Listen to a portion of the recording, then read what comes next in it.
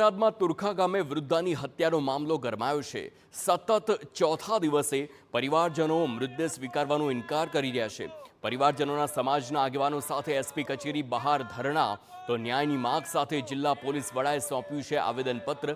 પોલીસે હત્યા કેસમાં 3 આરોપીને ઝડપીને કર્યું હતું રીકન્સ્ટ્રક્શન। આરોપીઓના રીકન્સ્ટ્રક્શન અંગે સંતોષ નહીં તેમ મૃતકના પરિવારજન જણાવે છે। તમામ 15 આરોપી ન પકડાય ત્યાં સુધી મૃતદેહ સ્વીકારવાનો ઇનકાર।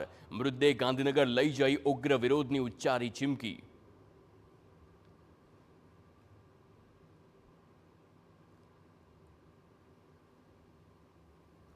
એનો સંતોષ છે જ નહીં, અમને નથી। બધાને લાવો, 3ને લઈને શું થશે?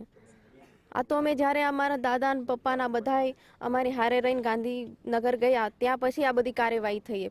પણ 4 દિવસ સુધી કોઈ પોલીસવાળા નહોતા આવ્યા ભાવનગરમાં, કે નહોતા કોઈ પૂછવા આવ્યા કે શું થયું શું નહીં। 24 કલાકમાં નહીં થાય તો અમે કરશું, લાશ લઈને અમે ગાંધીનગર વયા જઈશું, ભલે ને અમારે બેવું પડે લાશ લઈને।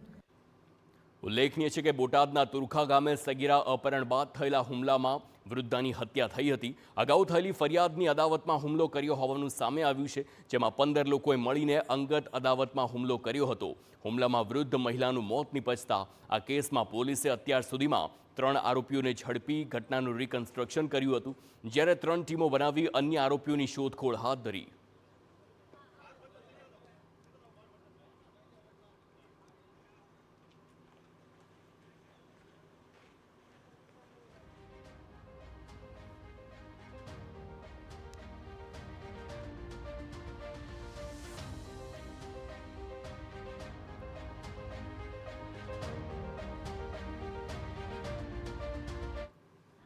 તુરખા ગામે જે 15 તારીખના રોજ જે હત્યાનો બનાવ બનવા પામેલ છે તે બનાવના સંદર્ભે તાત્કાલિક ફરિયાદ નોંધવામાં આવેલ છે। તાત્કાલિક ફરિયાદ નોંધવા બાદ ટોટલ અત્યાર સુધી 3 આરોપીની ધરપકડ કરવામાં આવેલ છે, જેમાં એક પંકજ મંગાભાઈ સાગઠિયા, નરેન્દ્ર મંગાભાઈ સાગઠિયા અને બિપિન ભરતભાઈ સાગઠિયા, આ 3 આરોપીની અત્યાર સુધી ધરપકડ કરવામાં આવેલ છે। અને જે બનાવ બનવા પામેલ હતો એ તે કઈ રીતે બનેલ છે તે અંગેનું રિકન્સ્ટ્રક્શન પંચનામું અત્યારે પૂર્ણ કરવામાં આવેલ છે। બીજી તરફ પરિવારજનોએ આરોપીઓના રીકન્સ્ટ્રક્શન અંગે અસંતોષ હોવાનું જણાવી સતત ચોથા દિવસે મૃતદેહ સ્વીકારવાનો ઇનકાર કર્યો અને તમામ 15 આરોપી ન ઝડપાય તો મૃતદેહને ગાંધીનગર લઈને જવાની પણ મૃતકના પરિવારજનોએ ચીમકી ઉચ્ચારી।